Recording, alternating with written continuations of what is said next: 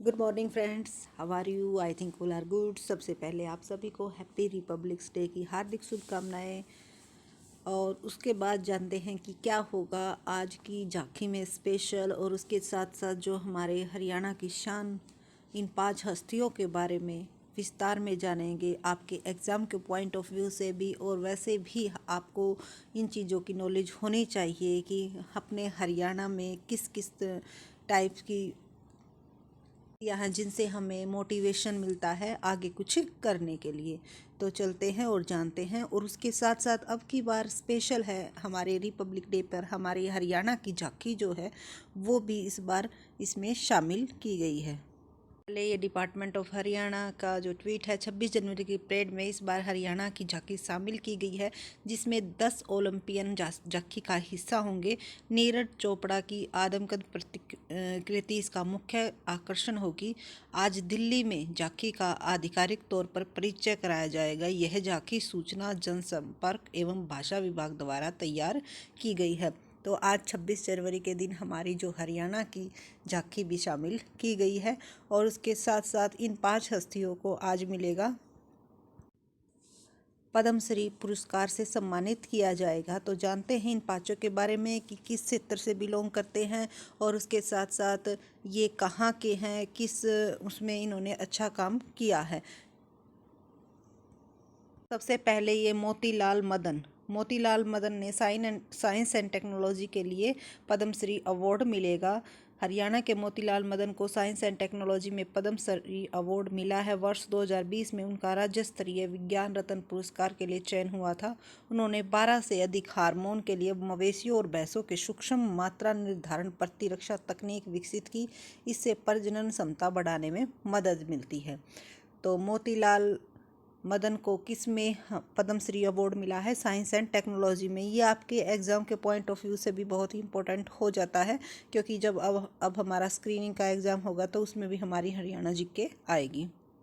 बाद है रघुवेंद्र तंवर।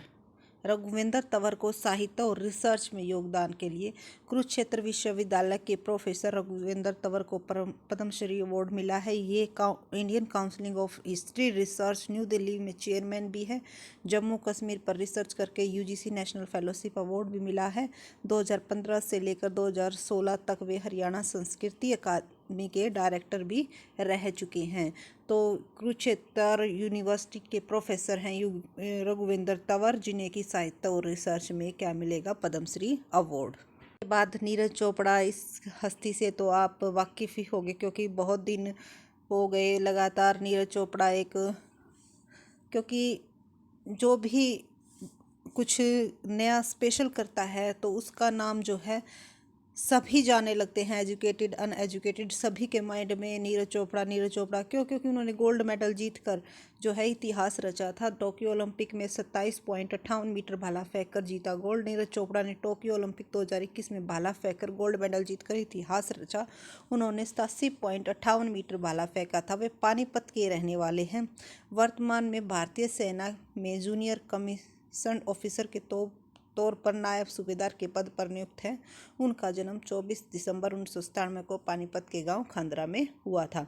तो ये क्वेश्चंस भी आपका आ सकता है कि पानीपत के कौन से गांव में नीरज चोपड़ा का जन्म हुआ था? खांदरा में हुआ था। उसके बाद जानते हैं सुमित आंतिल के बारे में, जिन्होंने कि पैरा ओलंपिक में गोल्ड मेडल जीता था। टोक्यो पैरालंपिक में जेवलिन थ्रो स्पर्धा में सोनीपत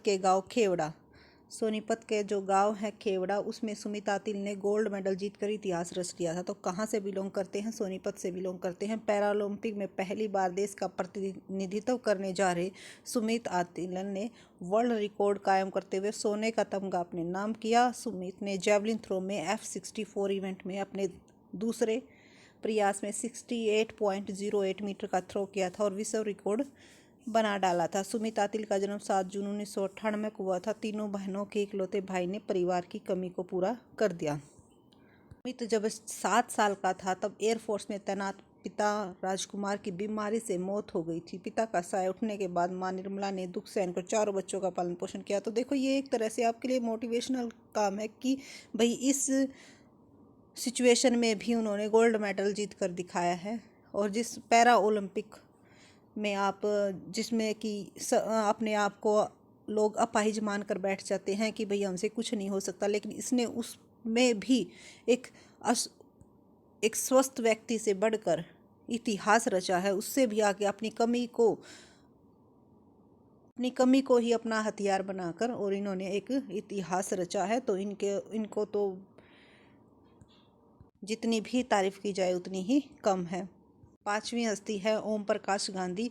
लड़कियों की शिक्षा और सामाजिक सद्भावना में लगाया जीवन। यमुनानगर के रहने वाले हैं ओम प्रकाश गांधी, जो कि 85 साल के हैं। समाज सेवा के लिए अपनी शादी नहीं की। एमएससी डिग्री धारक प्रोफेसर ओम प्रकाश गांधी ने अपनी नौकरी छोड़कर लड़कियों की शिक्षा के लिए कदम उठाए। आज वे यमुनानगर में एक कन्या गुरुकुल स्कूल चला रहे हैं। हिंदू मुसलमान एकता के लिए 15 दिन तक पानीपत से लेकर सहारनपुर तक सद्भावना यात्रा निकाली थी। वे महर्षि दयानंद और स्वामी विवेकानंद को अपना आदर्श मानते हैं।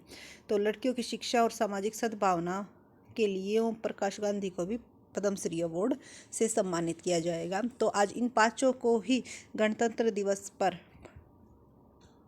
सम्मानित किया जाएगा। और उसके साथ साथ आज हमारी हरियाणा की झांकी भी जो है शामिल की गई है। तो गणतंत्र दिवस की परेड देखना एक स्पेशल हो जाता है। वैसे तो होता ही है स्पेशल, लेकिन अब हमारे हरियाणा का भी रिप्रेजेंटेटिव करने वाली कोई झांकी शामिल की गई है तो और भी बेस्ट हो जाती है। इसी के साथ thank you so much and happy Republic day again. Thank you.